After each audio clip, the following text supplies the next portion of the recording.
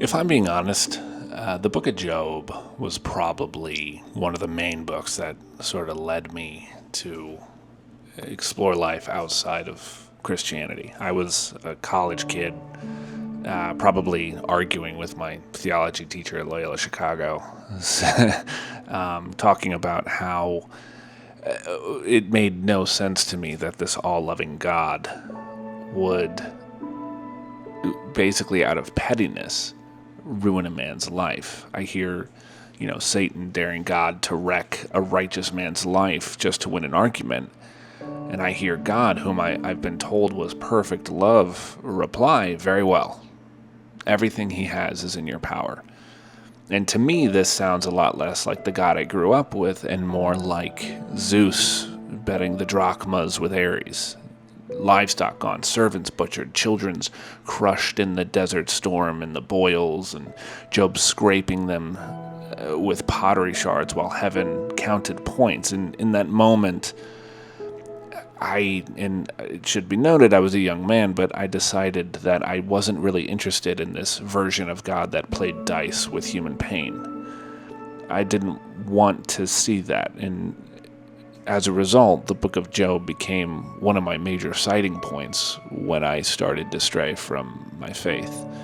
But the irony here is that real life starts to happen, and it starts to hand you sort of sorrows that no syllogism can ever solve. You get midnight phone calls from hospitals. I had friends die. I had a business partner who was killed.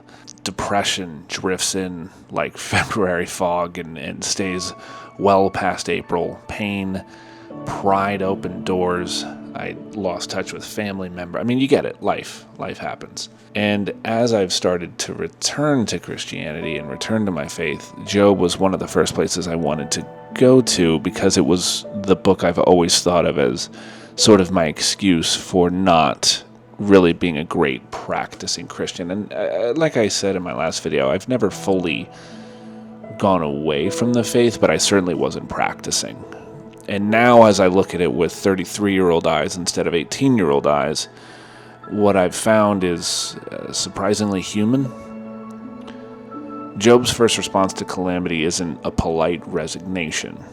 He tears his robe, he curses the day he was born, he accuses God of aiming arrows at him. The quote is, "Surely, O God, you have worn me out. Your eyes watch over me for my downfall." That's Job 16. And this is an unfiltered person. This is a person who, for all intents and purposes, is taking the Lord's name very much in vain.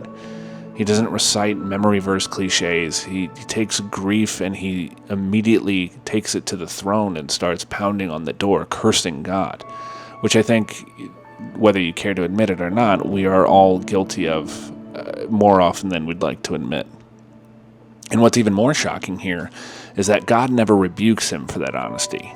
In fact, when Job's friends trot out their neat theological equations, good things happen to good people, therefore you must have sinned, you're doing something wrong. I think we have a tendency, especially in our faith, that if something bad's happening, we look at it as if we've done something wrong and we need to atone, or God is, quote, teaching us a lesson or punishing us for something. But when you look at the book of Job, God calls their words folly. In fact, he says Job has spoken truthfully. Apparently, screaming a prayer is closer to the truth than reciting something that isn't honest. And that, I think, has become the real key for the book of Job for me. When God finally speaks, it isn't an apology letter. It's a hurricane of question. Where were you when I laid the earth's foundation? Can you loosen Orion's belt? Do you give a horse its strength? The speech expands the horizon until Job sees a cosmos alive with wonder he never even noticed. Mountain goats giving birth on unclimbed peaks, Leviathan laughing at harpoons, lightning reporting for duty. I mean, it's a world that in those moments, and I think we all have them, when you sit back and you really take in the majesty of the world. So those chapters used to feel to me a divine deflection, God flexing his cosmic muscle to shut down the conversation. But now I think I hear something different. It's an invitation to stand beneath the sky wider than my own pain, and to admit that equations I cling to are small for the world that I actually inhabit. I said this in my last video. We have not the mind of the Father, and it's actually doubt that allows us the opportunity to strengthen our faith. And I can only speak for me personally, but I never doubt more than when I am really going through it, or when I see someone experiencing pain that I don't understand why God would allow this to happen. God actually never explains why Job suffers. God reveals who God is, a creator, a sustainer. And in that revelation, Job's questions don't disappear, but they lose the power to destroy his trust. He says, quote, "My ears have heard you, but now my eyes have seen you." Seeing, not knowing, is enough to move forward. And like we talked about yesterday with Thomas the Doubter, believing without seeing is really what makes you blessed. It's that faith that what you're going through is very much on purpose. So now, as I look again with my 33-year-old eyes, Job, I think, has convinced me that God is not really threatened by my doubt at all, or even my anger. In fact, welcomes it as long as it's honest, which is really good news for me, if you know me. A genuine relationship has room for raised voices. Think about your spouse or your parent. And if I believe anything about God now, in this moment, it's that His glory is big enough to absorb my grief and my anger and my pain. And that there is no reason for me to feel ashamed for feeling my emotions, but rather, instead of hiding them, bring them to Him directly. So what does this ancient protest poem have to do with your morning filled with emails and children who need breakfast or get on the bus or a silent dread of another medical stand? And I personally look at this with 3 concrete anchors. 1, pain is not always a penalty. Job is called blameless before disaster strikes. His suffering may arrive uninvited, unexplained, and undeserved. But if it lands on your doorstep today, it does not automatically mean you failed. It might not be a test. It's not a punishment. Sometimes pain simply proves we live in a world that is full of pain. It's still waiting for full redemption. And your job is to take it to God in whatever way feels honest for you. And that's not a sin. It's honesty. It's truth. And that's what God wants from us, in my opinion. And this brings me into 2. If Job can hurl every raw emotion at heaven and be commended for it, not be punished, then so can we. I think one thing that we often forget, or at least I often forget, is that you can't be dishonest with God. He knows the truth. And so when you are dishonest with Him, He knows it. So bring what's real. Bring the whole mess, the praise, the resentment, the confusion, the numbness, the anger, the absolute chaos that sometimes life is. God prefers the truth to a polished courtesy, and only true honesty, as we all know in our human relationships, can create real relationships. And that, I think, is one big thing that's a huge deviation for me from my Catholic upbringing. We like to put our best foot forward when we're in front of the Lord, but that's not authentic. That's not real. And the only way, I think, to get closer to God is really bring your real self. And finally, I think, too, one lesson I'm still learning is that certainty is overrated. Certainty in our faith, in any aspect of our life, in our career, in our relationships, certainty is overrated. Presence is everything. Job's friends have an airtight logic and zero compassion. It's something I think we can all relate to. When explanations run out, presence remains. Divine presence, and the presence we give each other by simply staying near in the dark. So here's how I'm personally trying to let it shape my day. Please take this how you want to take it. In my morning meditations, when I reach for my phone, I'm naming the ache or the anxiety already buzzing under my skin. I have a very hectic job. I, like everyone else, am going through things that I wasn't expecting in life that are painful, that are hurting. And it's uncomfortable for me, but I'm trying to say out loud to God what I'm feeling. And some days that's eloquent, some days it's a groan, some days I want to curse expletives and go get my coffee and be left alone. But I'm trying to stay in conversation. I'm trying to make sure that conversation is honest. And like I said, it's painful. It's not easy all the time. But it is working. It is helping. It's something I recommend to you.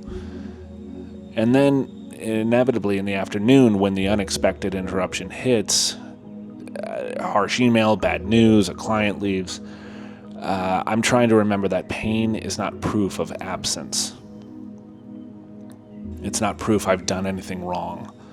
It's just it's proof of life. It's proof. It's an invitation for doubt, for me to come in and elevate my faith in myself, in my career, in my religion, in my relationship even more. It reminds me God's love hasn't evaporated. It's just that my comfort in that moment has evaporated, and I have someone to turn to. And then later on in the day or later on in the week, I'd like to say I do these every day. I would be lying if I did that. But I try to still look outside. I try to take walks and remember I'm looking at a sky no bigger than Job's, and I'm trying to remember the wonder that is the world. If God still hangs Orion in place, maybe he's hanging on to me, so to speak. So it's important to know this doesn't solve the problem of suffering. I'm really starting to believe that suffering is a really important part of our journey in God's mind. Job carries his scars, but it does free me from demanding perfect clarity. It frees me from demanding comfort. And it frees me to trust that an absurd juxtaposition of life is maybe the point, and that I'm learning something that I might not understand, but usually down the road, with the benefit of hindsight, I tend to understand what God is teaching me. I work in film, and I had a project that for years was really in development, and I was so excited, and it's really happening now. And then the floor fell out, and I had lost everything I had worked for years. And it was just one of those moments of deep, deep pain where I felt like a loser, and I felt like I wasn't worthy of anything. And I had wondered, God, what have I not shown you that proves to you I'm deserving of this? Please just tell me, and I will show you that I'm deserving of it, please. And what Job is telling me is that sometimes there's nothing. It's just part of the journey, and if you truly have faith and belief, you'll find out later on. If the book of Job once chased me away from my faith, if it chased you, I get it. Trust me, I really do. On the surface level, it is a tough one to get behind. I would say maybe give the old protest another hearing. Read it not as philosophy, but as a journal of a wounded man wrestling with the infinite, something I definitely do.